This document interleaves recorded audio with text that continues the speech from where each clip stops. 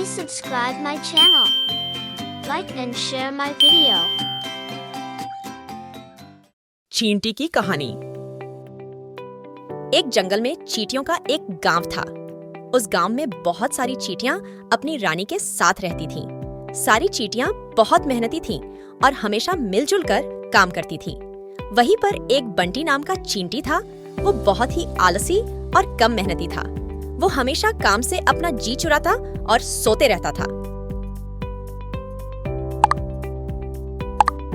गर्मियों का दिन था तो सारी चींटियां खाना जमा कर रही थी। क्योंकि सर्दियों में खाने की कमी न हो, इसलिए सारी चींटियां जोरों शोरों से खाना जमा कर रही थी। पर बंटी को इस बात से फर्क नहीं पड़ता था और वो सोए ही रहता। चींटियों ने उससे बहुत समझने की बहुत कोशिश की। तुम अभी भी सो ही रही हो? क्या तुम्हें पता नहीं कि सर्दियाँ आने वाली हैं और तब खाने पीने की चीजों की कमी हो जाएगी। इसलिए सब अपने अपने लिए खाने की चीजों को जमा कर रहे हैं। तुम भी थोड़ा हाथ पैर हिलाओ और अपने लिए चीजें जमा कर लो। इतना आलस भी ठीक नहीं। अरे भाई, क्या हो गया? क्यों तुम इतना बड़बड़ा रही हो? मुझे सोने दो और अभी बहुत समय है सर्दियों में। मैं सब कर लूंगी। तुम्हें ज्यादा चिंता करने की जरूरत नहीं है। पता नहीं क्यों तुम सभी जरा सी बात पर इतना परेशान हो जाती हो। अरे कभी आराम भी कर लिया करो। और हाँ, दूसरों का आराम हराम मत किया करो। अब जाओ यहाँ से, सोने दो मुझे।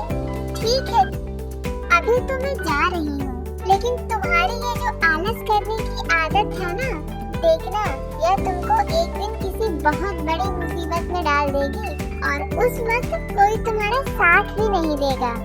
हाँ हाँ, जो होगा देखा जाएगा। जाओ यहाँ से। बड़ी आई ज्ञान देने वाली, पूरी नींद खराब कर दी।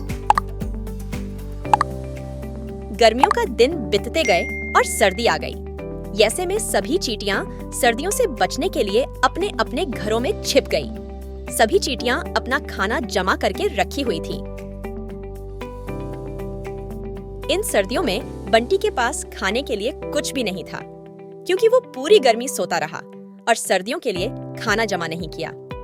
अब बंटी को बहुत पछतावा हो रहा था। उसने सभी चींटियों से मदद भी मांगा, पर कोई भी उसकी मदद को तैयार नहीं हुआ। बंटी ने जैसे तैसे करके सर्दियों के दिन काटे और मन ने ही मन प्रण लिया कि वो हमेशा के लिए आलस छोड़ देगा और अपना काम पूरा मेहनत और लगन से करेगा। धीरे धीरे सर्दियों के दिन खत्म हो गए और फिर से गर्मी आ गई।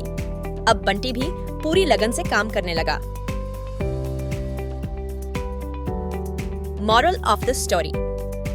तो बच्चों, हमें इस कहानी से क्या सीख मिलती है?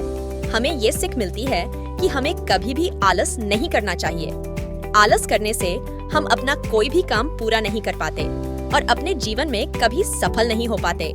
इसलिए हमें कभी भी आलस नहीं करना चाहिए और अपना काम पूरी लगन और परिश्रम से करना चाहिए।